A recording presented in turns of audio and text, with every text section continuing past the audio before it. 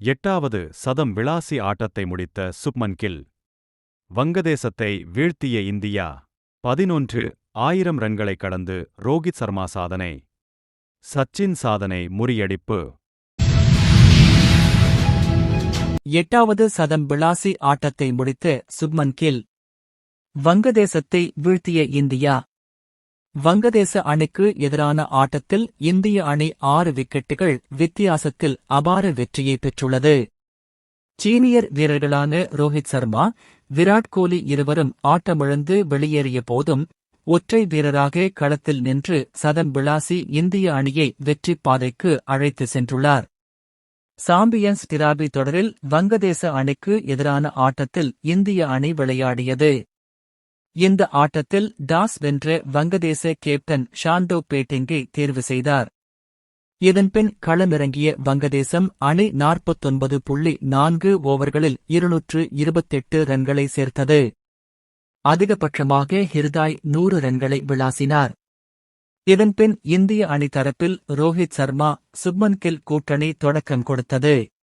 Power பிளேவில் வழக்கம் போல் ரோஹித் சர்மா பொழந்து கட்ட, இந்த ஆட்டத்தில் சுப்மன் கில்லும் சேர்ந்து பவுண்டரியாக விளாசினார்.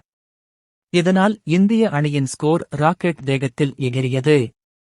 சிறப்பாக ஆடிய ரோஹித் சர்மா 36 பந்துகளில் 41 ரன்கள் எடுத்து விக்கெட்டை பறிகொடுத்தார்.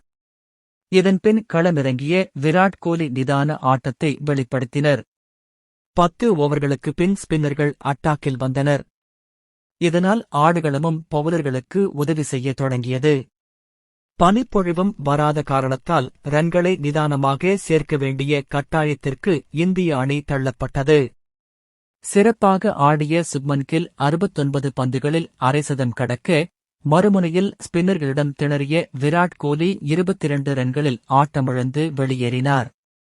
தொடர்ந்து வந்த ஸ்ரேயாஸ் ஐயர் 15 ரன்களிலும், அக்சர் படேல் 8 ரன்களிலும் அடுத்தடுத்து ஆட்டமிழக்க போட்டியில் பரபரப்பு ஏற்பட்டது.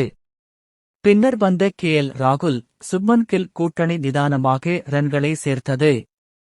9 ரன்களின் போது ராகுல் கொடுத்த கேட்சை ஜேக்கர் அலி கோட்டை விட்டார். இதனை பயன்படுத்திக் கொண்ட ராகுல் பின்னர் எந்த ரிஸ்கையும் எடுக்கவில்லை. இந்த பக்கம் சுப்மன் கில் தேவைக்கேற்ப பவுண்டரிகளை விளாசி ஸ்கோரை 200 ரன்களுக்கு மேல் கொண்டு சென்றார்.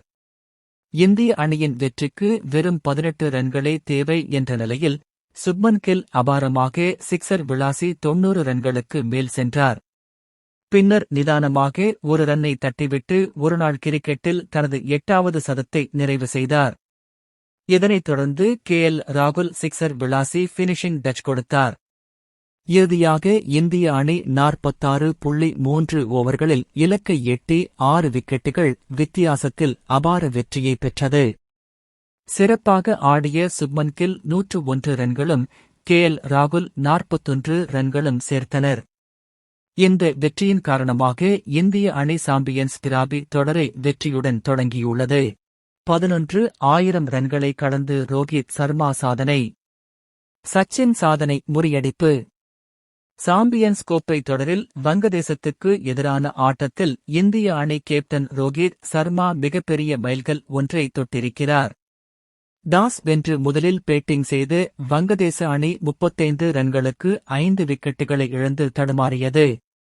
இதை அடுத்து ஜேக்கர் அலி மற்றும் தவ்ஹீத் ஹிர்தாய் ஆகியோர் அபாரமாக பார்ட்னர்ஷிப் சேர்த்து வங்கதேச அணியை சரிவிலிருந்து மீட்டனர். இதில் தவ்ஹீத் சதம் விளாச வங்கதேச அணி 228 ரன்னில் ஆட்டம் இழந்தது. இதனை அடுத்து இந்திய அணி 229 ரன்கள் எடுத்தால் வெற்றி என்ற இலக்கில் களமிறங்கியது. ஆடுகளம் தோய்வாக இருக்கும் என்பதால் பவர் பிளேவை பயன்படுத்திக் கொண்டு இந்திய அணி அதிக அளவு ரன்களை சேர்க்க முயற்சித்தது. இதன் காரணமாக ரோஹித் சர்மா ஆரம்பம் முதலே அதிரடியை காட்டினார். வங்கதேச பந்துவீச்சை பவுண்டரிக்கு விரட்டிய ரோஹித் சர்மா சர்வதேச ஒருநாள் கிரிக்கெட்டில் 11,000 ரன்களை கடந்து சாதனை படைத்தார்.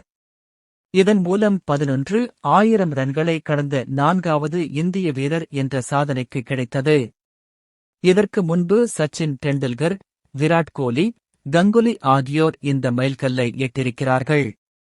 அது மட்டுமில்லாமல் சர்வதேச ஒருநாள் கிரிக்கெட்டில் அதிவேகமாக 11,000 ரன்களை கடந்த இரண்டாவது வீரர் என்ற சாதனையும் ரோஹித் சர்மா படைத்துள்ளார்.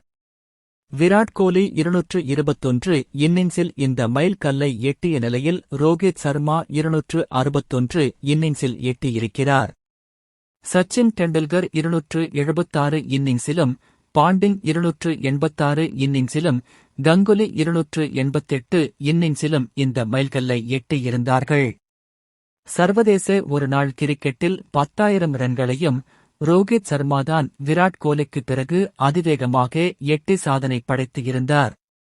10,000 ரன்னில் இருந்து 11,000 ரன்களை தொட ரோஹித் சர்மா வெறும் 20 இன்னிங்ஸ் மட்டுமே எடுத்துக் கொண்டிருக்கிறார். ரோஹித் சர்மா முதல் 1000 ரன்களை எடுக்கத்தான் 43 இன்னிங்ஸ் எடுத்துக் கொண்டார். அடுத்த 1000 ரன்னை சேர்க்க 39 இன்னிங்ஸும், 2000 3000 வர 21 இன்னிங்ஸும், 3000 4000 ரன்கள் வர 23 இன்னிங்ஸும் எடுத்துக் கொண்டார். மிகவும் அதிவேகமாக 4000 5000 ரன்கள் வர ரோஹித் வெறும் 16 இன்னிங்ஸ் மட்டுமே ரோஹித் சர்மா எடுத்துக் கொண்டார்.